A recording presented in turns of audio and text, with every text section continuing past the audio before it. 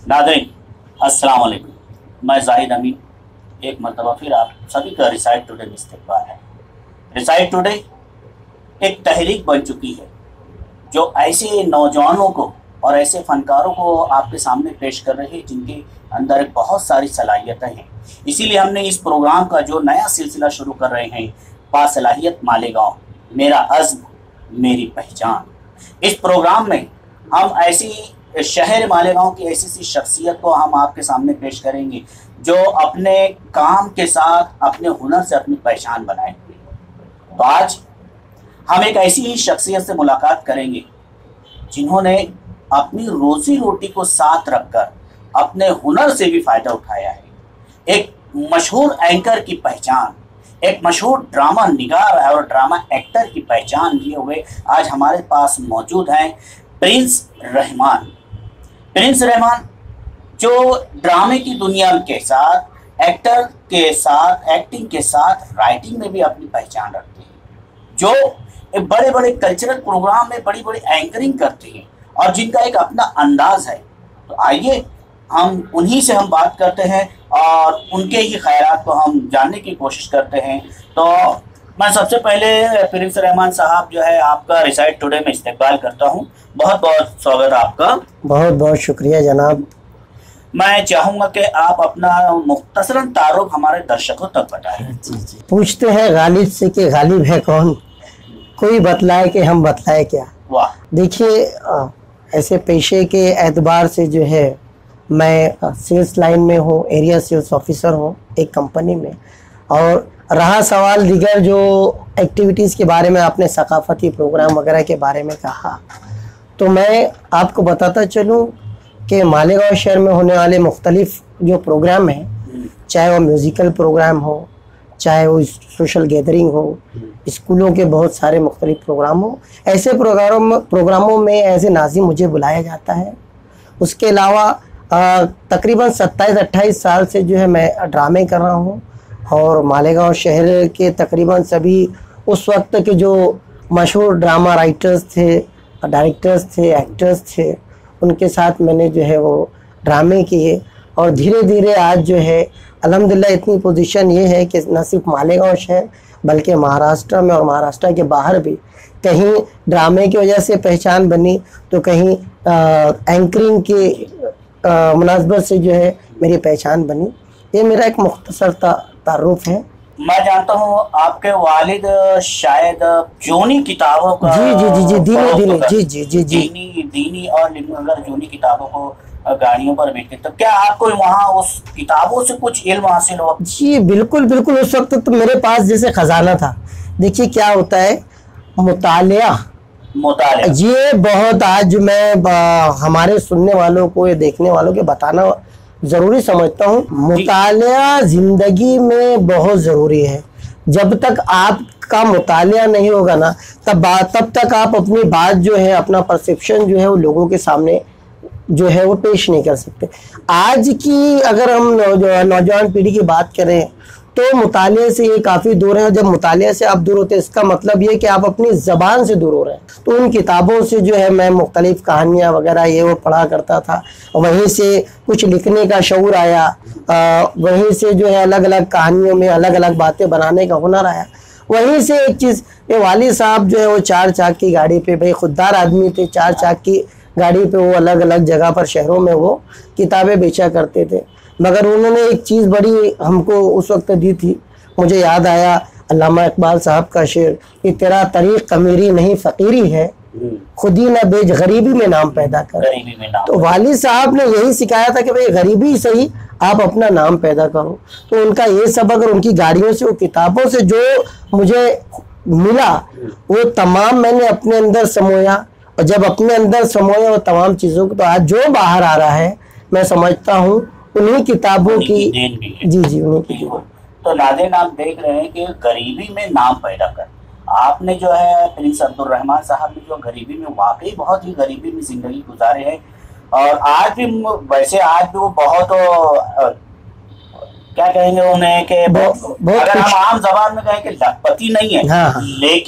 लेकिन आज उन्होंने गरीबी से निकलकर गरीबी को देखते हुए अपनी लाइफ को बहरहाल बेहतर करने की कोशिश की है। उसी मुताले का शायद ये नतीजा है कि आप मुख्तलिफ प्रोग्रामों में जो है हिस्सा लेने लगे। जैसे ड्रामे की मैं बात करूं तो आप ड्रामे की तरफ कब रुख किए, आपका रुझान कैसे ड्रामे की तरफ गया? ड्रामा एक्चुअल जब मैं स्कूल पढ़ा करता था तो उसी पीरियड में जी इब्तिदाई स्कूल नंबर 72, ये आयशा नगर कारपोरेशन जी कारपोरेशन की स्कूल थी। बड़ा गरीब एरिया था, सलाम एरिया था। साथ में जो पढ़ने वाले थे कोई बहुत अच्छे खुशहाल फैमिली से या बहुत पढ़े लिखे फैमिली से नहीं आते थे, मगर उस वक्त टीचर आज भी अल्हम्दुलिल्लाह आज भी है, टीचर्स बड़े बासलाहियत उस वक्त मुझे जो है वो मिले थे। तो उन्होंने देखा कि लड़के में कुछ तो भी खास बात है, तो उन्होंने स्कूल के प्रोग्राम में मुझको थोड़ा पेश करना शुरू किया। वहीं से जो है धीरे धीरे ड्रामों में जो है रुझान हुआ और ड्रामे से मैं जुड़ने लगा। सबसे जो पहला ड्रामा था मेरा वो सागर सरहदी साहब जो कि कादर खान फिल्म एक्टर कादर खान जो है उन्होंने वो प्ले किया था।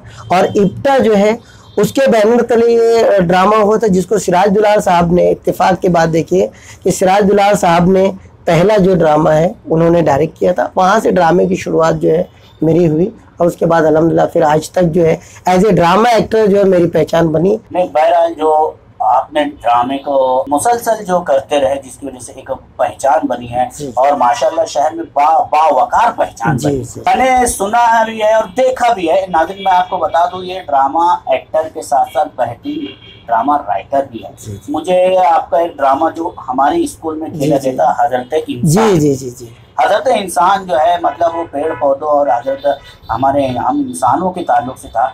तो ऐसा कौन सा ड्रामा था जो जिसे आप बहुत पसंद करते हैं, आपका खुद का लिखा हो? मेरा खुद का लिखा हो जैसे आपने कहा हजरत इंसान, एक ये था, एक बूढ़ा शजर था। ये दो ड्रामे थे और ये दो ड्रामों को ना सिर्फ मालेगांव शहर भिवंडी से भी कुछ स्कूल वाले उन्होंने राब्ता कायम किया और उन्होंने भी ड्रामे को वहाँ पेश किया। बॉम्बे में पेश हुआ, अल्हम्दुलिल्लाह वहाँ भी इनामात से जो है नवाजा गया। एक्चुअल हजरत इंसान जो है वो जानवर हमको सिखाते हैं। देखिए हम भले ही अपने आप को अशरफुल मखलूक़ात कह लें, मगर आज भी जो है हम इतने तालीम और तमद्दुन के बाद भी हमारे दिल के किसी कोने में आज भी वहशी जानवर छुपे हुए हैं, बसे हुए, जो मौका ब मौका बाहर आते। इसी चीज़ को मैंने पेश किया था और लोगों को ये कंसेप्ट बड़ा पसंद आया था कि जानवर जो इंसान को जीने का सलीका सिखा रहा है। जो है समाजी मसाइल पर खास तौर से हिंदुस्तान के माहौल के ऊपर इत्तेहाद पर, इत्तेफाक पर, एकता पर आपने एक नुक्कड़ नाटक भी प्ले किया था, लिखा भी था। उसके मुतालिक हमारे दर्शकों को थोड़ा सा मालूमात दे दें। देखिए मेरा मानना ये है कि किसी भी फनकार का जो फ़न है ना वो कौम की मिल्लत की अमानत है। अल्लाह ने अगर आज मुझे कुछ फ़न दिया है या इतनी सलाहियत दिया है कि मैं कुछ अपनी बात को अच्छी तरीके से रख सकता हूँ, तो मेरा एक फ़र्ज़ है कि एक समाज का हिस्सा होने के नाते समाज में फैली हुई बुराइयों को जो है मैं उजागर करूँ, लोगों के सामने लाऊँ। नुक्कड़ नाटक एक्चुअल वही था और मैंने जो है उस वक्त के मज़दूर जो हमारे पावरलूम मज़दूर हैं उनकी ज़िंदगी में कैसी कैसी तकलीफ़ात आती हैं उन चीज़ों को लेकर, या हिंदुस्तान में जिस तरीके का आज भी माहौल चल रहा है। तकरीबन देखिए हर दौर में जो है माहौल यकसा होता है, सिर्फ चेहरे बदलते हैं, शक्ल अलग होती है। तो मैंने यकजहती का पैगाम लेकर के उस वक्त भी जो है लोगों के बीच जा कर के मैंने ड्रामे पेश किए थे। मालेगांव बम ब्लास्ट को लेकर के मैंने ड्रामे जो है उस वक्त पेश किए थे। और मेरा अपना मानना है, देखिए ये ड्रामा जो है ना ये एक तबलीग का ये एक जरिया है। बिलखुसूस ये जो नुक्कड़ नाटक है इसमें पहली बात तो आपको बहुत सारे लवाजमात जो जुटाने की ज़रूरत नहीं है। आप 4-6 लोग किसी भी चौक चौराहे पर जमा होकर के अपनी बात पेश कर सकते हैं। बहुत से ड्रामों में काम किया है, बहुत से लोगों के साथ काम किया है। उसमें शहर अजीज के जो बहुत ही जबरदस्त एक आर्टिस्ट है सिराज दुलार साहब, जी आपने उनकी डायरेक्शन में भी काम किया है। आप उनकी डायरेक्शन में क्या महसूस किया? मैं जैसे कि मैंने पहले का बताया आपको कि करीब 89 या 90 में सबसे पहले ड्रामा जो डायरेक्शन मुझे दिया गया वो सिराज सर ने ही दिया था। तब से लेकर के काफ़ी बार उनके साथ जो है मैं जुड़ा रहा हूँ। सिराज सर जो अपने किरदार को, जो हम एक्टर्स को बताते हैं, जो डिस्क्रिप्शन करते कि भाई उन्होंने ये किरदार को जब तख्लीक किया था तो उस वक्त तो उनके जहन में कैनवास में क्या फिल्म, क्या पिक्चर चल रही थी, वो जो जिस अंदाज से बताते हैं ना, तो ऑटोमेटिकली एक एक्टर, चलो हम तो भी थोड़ा बहुत सेंस रखते, कुछ ऐसे कि जिनको बहुत ज़्यादा सेंस भी नहीं है ना, तब भी वो किरदार को पहुंच जाता है, सर के बताए हुए किरदार या लिखे हुए किरदार तक पहुंच जाता है। और बड़ी बारीक बीनी से और बड़ी जुनून के साथ जो है सिराज सर जो है अपने किरदार को जो है वो फॉलो करवाते हैं। मुझे याद है कभी ऐसा भी हुआ कि हमने उनके डांट भी खाई, कभी चप्पल भी खाई, ये भी हुआ है, मगर उनके अंदर इतना था कि भाई सामने वालों से अपने मतलब की चीज कैसे निकलवाना, अदाकार से अदाकारी किस तरीके से करवाना, ये टैलेंट जो है सिराज सर में जो है वो बहुत ही बदर्जे उत्तम है। और ये हर किसी से अलग जो है उनका अपना एक अंदाज है डायरेक्शन का, और यकीनन उनके साथ काम करने में सीखने में भी काफी मिलता है। आपने जो ड्रामे किए हैं, आप में से ऐसा कोई खास रोल जिसे आप भूलना नहीं चाहते? जी जी जी, अभी रिसेंटली हम लोगों ने सिराज सर का ड्रामा अजाब कई बार हमने जो है वो ड्रामे को किया है, कई जगह, बॉम्बे में, भिवंडी में, मालेगांव शहर में। उसमें जो मेरा अपना जो किरदार है वो मुझे पसंद है, और एक किरदार जो उन्होंने भिला तातिया, ये जो किरदार उन्होंने लिखा था, ये यकीनन दिल को ये किरदार झंझोड़ देता है, और जिस शख्स से उन्होंने ये किरदार करवाया था यकीनन वो 100% वो अपने उस किरदार से जो इंसाफ करता है। तो ये किरदार जो लाजवाल किरदार है और ये ड्रामा लाजवाल है। मेरी ज़िंदगी का मैं समझता हूँ कि सबसे बेहतरीन ड्रामों की कभी मैं फहरिस्त बनाऊंगा तो उसमें से एक ड्रामा ये भी है। तो मुझे खुशी है कि सिराज सर ने ऐसे ड्रामों में हमें चुना, चाहे ड्रामे का हो, चाहे एंकर का हो, चाहे एक सेल्समैन का हो। जी। अब मैं सेल्समैन की बात करूँ तो आजकल जो सेल्समैन जो होते हैं, मार्केटिंग वाले जो है, बड़ी बड़ी डिग्री होल्डर होते हैं जी, लेकिन आज वो बेरोजगार है जी। शायद उनके डिग्री को वो उतना सपोर्ट नहीं दे रही उनको। जी जी जी जी। आपके पास डिग्री नहीं है जी, ऐसी कोई सर्टिफिकेट नहीं है, लेकिन आप एक कामयाब सेल्समैन, एक कामयाब मार्केटिंग, एक मैनेजर, आपके अंडर में तकरीबन 3 से 4 अजला जिले हैं। तो ये इसको किस तरह से आपने मेंटेन किया? देखिए साहब, जैसा कि आपने कहा कि बहुत सारे हमारे बड़ा अलमिया है, बड़े बड़े बासलाहियत बच्चे जो MBA किए हैं, BCom किए हैं, डिग्रीज हैं उनके पास, मगर आज वो जो है जॉबलेस हैं, उनके पास रोज़गार नहीं है ना। तो सबसे पहले तो शुक्र अल्लाह का कि अल्लाह ने एक रास्ता बताया, एक अल्लाह ने जो है एक मंजिल जो है मुझे दिखाई थी। अल्लाह ने, जैसा कि आपने कहा भाई कोई बहुत बड़ी डिग्री नहीं है, ये नहीं है, मेरा मानना ऐसा है कि अल्लाह ने कोई भी ज़ात ऐसी पैदा नहीं की जिसके अंदर सलाहियत ना हो। अल्लाह ने अपनी तख्लीक करदा हर मखलूक को भरपूर सलाहियतों से नवाज कर दुनिया में भेजा है। शर्त यह है कि आप अपने अंदर के सलाहियत को किस तरीके से पहचानें और उसके बाद किस तरीके से उन चीज़ों को लेकर आप अमल पैरा हो। मुझे भी लगा कि मेरे अंदर कुछ सलाहियतें हैं, उनको मैंने बाहर लाना शुरू किया। मैं एक सेल्समैन के तौर पर मैंने शुरू किया, साइकिल पर 2 थैलियाँ लटका कर मैंने जो है सफ़र का सेल्स लाइन में मैंने आगाज़ किया। अलग अलग दुकानों पे जाता था, उर्दू से बड़ी अच्छी वाकफियत थी, लोग जो है खुश होते थे, किसी को शेर सुना देना, किसी को कुछ मजाक में कुछ बातें कर देना। तो इस तरीके से थोड़ा सा जो है ना लोगों में मेरा एक जो है वो एक जलवा सा छाने लगा, एक इमेज बनने लगी। जिस कंपनी के लिए मैं सेल्समैनशिप किया करता था तो वहाँ मैं यूनिक चीज़ें 10-15 मेरे साथी थे जो माल सेल करते थे, मगर उनमें मैं एक अनोखा था। अलग अलग फेस्टिवल के ऊपर जो है मैं यूनिक कुछ चीज़ें करता था। कभी ईद के मौके पर कार्ड छपवा लिया, कभी दिवाली के मौके पर कुछ कर दिया, कभी कुछ कई मॉब है वहाँ कुछ एक्टिविटी करने का मौका मिला, अपनी कंपनी को प्रेजेंट करने का मैंने वो करना शुरू किया। तो कंपनी वालों ने सोचा भाई 10 में ये एक जो है ना ये थोड़ा सा अलग है, तो उन्होंने जो है ना नोटिस करना शुरू किया। फिर ऐसा हुआ कि उन्होंने सोचा भाई एक पोस्ट निकली सुपरवाइज़र की, उन्होंने सोचा बाहर से कोई बंदा लेने से अच्छा ये थोड़ा सा जिसमें कुछ तो भी नई बात है, उन्होंने मुझे मौका दिया। वहाँ से मेरा सफ़र शुरू हुआ। कुछ बरस में उसमें रहा। उसके बाद उन्होंने मुझे चाय के यूनिट में डाला। वो भी एक इम्तिहान था कि भाई चलो इसकी फील्ड चेंज करके देखते हैं।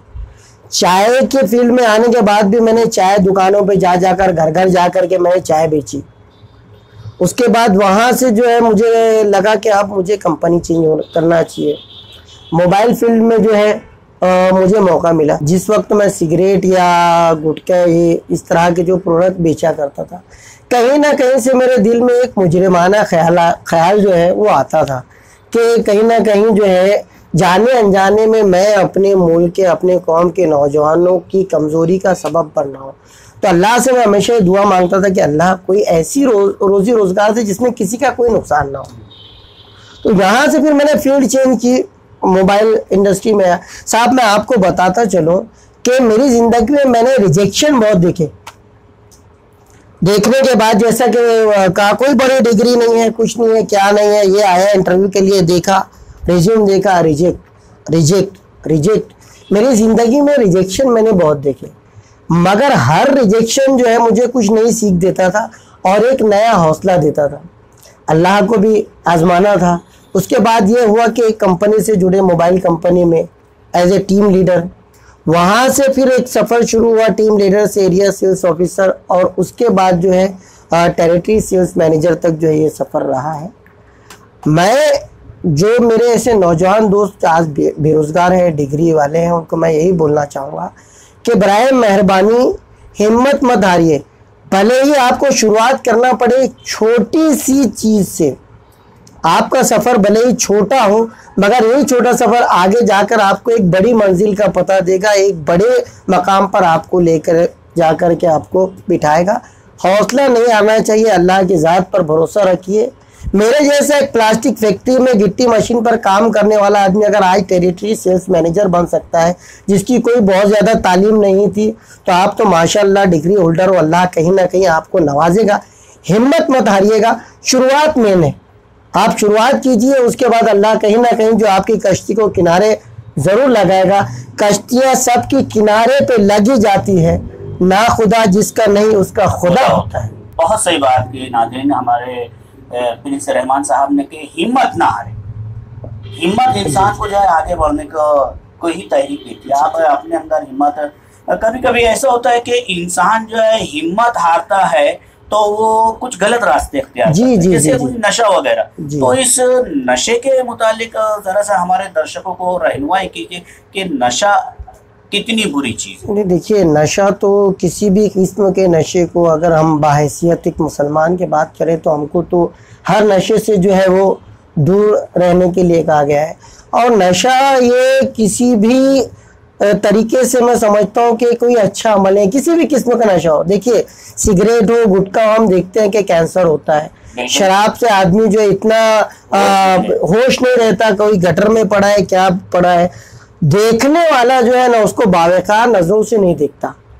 तो कहीं ना कहीं से समाजी स्टेटस आपका खराब होता है, आप मजहब से कहीं ना कहीं दूर हो जाते हैं। शराब या नशे की हालत में आप नमाज के भी आप करीब नहीं जाते, दिन से आपकी दूरी, घरेलू लाइफ आपकी डिस्टर्ब हो जाती है। और नशे के आप इतने आदी हो जाते हैं कि बाज़ औक़ात आप कुछ गैर कानूनी काम कर गुजरते हैं। तो ये सारी चीज़ें जो कहीं ना कहीं जो आपके वक़ार को, आपके किरदार को, आपकी शख्सियत को मजरूह करती है। तो मेरा यही बोलना है कि बराए मेहरबानी अल्लाह के वास्ते हर किस्म के नशे से अपने आप को दूर रखें, सेहतमंद रहें। आप सेहतमंद रहेंगे तो आने वाले कल में अगर कहीं आपका माशरा आपको पुकारता है, आपका मज़हब आपको पुकारता है, या आपका मुल्क आपको पुकारता है, तब अगर आप सेहतमंद हैं तो ज़रूर उस चीज़ के लिए आप खड़े हो जाएंगे। मैं यही अपने सुनने वालों से, अपने देखने वालों से यही गुजारिश करूँगा। बहुत बहुत शुक्रिया प्रिंस रहमान साहब। तो मैं नाज़रीन आपको बताता चलो कि जो रिसाइट टुडे के ज़रिए एक नई सीरीज शुरू की गई है कि बासलाहियत मालेगांव मेरा अज़्म मेरी पहचान की ये पहला सिलसिला था, जिसे हमारे प्रिंस रहमान साहब ने बहुत अच्छी तरह से हमको बहुत सारे सबक दिए हैं, बहुत सारी हिम्मतें दी हैं और बहुत सारी राहें दिखाई हैं। तो मैं चाहूँगा कि आप इनके प्रोग्राम को पूरा और ज़रूर देखें। इंशाल्लाह हमारा ये प्रोग्राम जो है आगे भी चलता रहेगा। प्रिंस रहमान साहब, आप हमारे स्टूडियो में आए हैं, हम रिसाइट टुडे टीम पूरे जो है आपके बहुत शुक्रगुजार हैं, हम आपके धन्यवाद कहते हैं, बहुत बहुत शुक्रिया। अब मैं नाज़रीन से कहना चाहूँगा कि रिसाइट टुडे को ज़रूर सब्सक्राइब कीजिए और नए वीडियो के साथ हमारे हौसले को बढ़ाते रहिए। बहुत बहुत शुक्रिया। शुक्रिया, थैंक यू।